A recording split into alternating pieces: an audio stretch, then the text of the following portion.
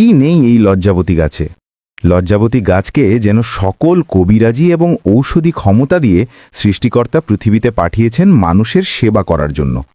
মধ্যযুগের সর্বশ্রেষ্ঠ কবিরাজ ইবনে আল বাইতানি লজ্জাবতী গাছকে নিয়ে গর্ব করে বলেছিলেন, পৃথিবীর মানুষ যদি লজ্জাবতী গাছের আধ্যাত্মিক এবং ঔষধি ক্ষমতা বুঝত, তাহলে পৃথিবীতে এত সমস্যা থাকত না। লজ্জাবতী গাছের এতই ক্ষমতা যে পৃথিবীতে ভূমিকম্প হওয়ার 25 থেকে 30 মিনিট আগেই লজ্জাবতী গাছ জানতে পারে। কথিত আছে, মধ্যপ্রাচ্যের কবিরাজরা স্বর্ণের ফুলদানি বা টবে লজ্জাবতী গাছ রোপণ করতেন। আপনি যদি লজ্জাবতী গাছের ঔষধি ক্ষমতার কথা জানেন, তাহলে আপনার চোখ জোড়া কপালে উঠে যাবে। চলুন এক এক করে লজ্জাবতী গাছের ঔষধি ক্ষমতা জেনে নিই। 1. নারীর বন্ধ্যাত্ব দূর করতে। প্রাচীন কবিরাজি শাস্ত্র মতে যেসব নারীর বিয়ের পর সন্তান হচ্ছে না, তাদের ঋতুচক্রের 5ম দিনে লজ্জাবতীর মূল তুলে একটি রূপার তাবিজে ভরে ডান হাতে বা কোমরে ধারণ করলে নারীর গর্ভে সন্তান আসে। 2. দোকানে বা ব্যবসায় কাস্টমার না আসলে।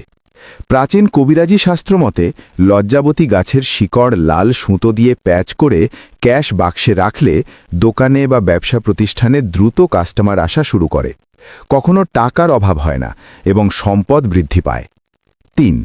আকস্মিক দুর্ঘটনা থেকে রক্ষা পেতে।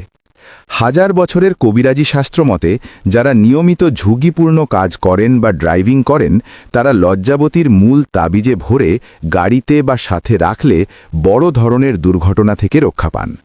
4. শিশুদের বাক রোধ বা তোতলামি ভালো করতে।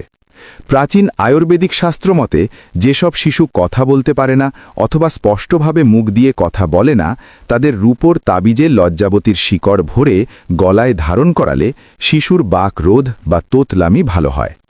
5. মৃগী রোগ ভালো করতে।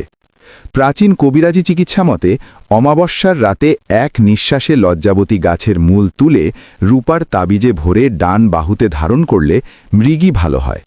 এটি স্নায়বিক শান্তিকারক হিসেবে কাজ করে। 6. দীর্ঘস্থায়ী মাথা ব্যথা বা মাইগ্রেন ভালো করতে। হাজার বছরের আয়ুর্বেদিক শাস্ত্রমতে সূর্যোদয়ের আগে লজ্জাবতী শিকড় তুলে তাবিজে ভরে চুলে বা মাথায় ধারণ করলে আধকপালি বা মাইগ্রেনের তীব্র যন্ত্রণা থেকে মুক্তি মেলে। 7.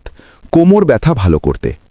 কবিরাজি চিকিৎসা মতে শনিবার অমাবস্যার রাতে লজ্জাবতীর শিকড় এবং আকন্দ গাছের শিকড় তুলে একত্র করে তামার তাবিজে ভরে কোমরে বা ব্যথার জায়গায় ধারণ করলে দীর্ঘদিনের কোমরের ব্যথা উপশম হয়। 8. স্বপ্নদোষ ও শুক্রক্ষয় ভালো করতে। প্রাচীন আয়ুর্বেদিক শাস্ত্র মতে যারা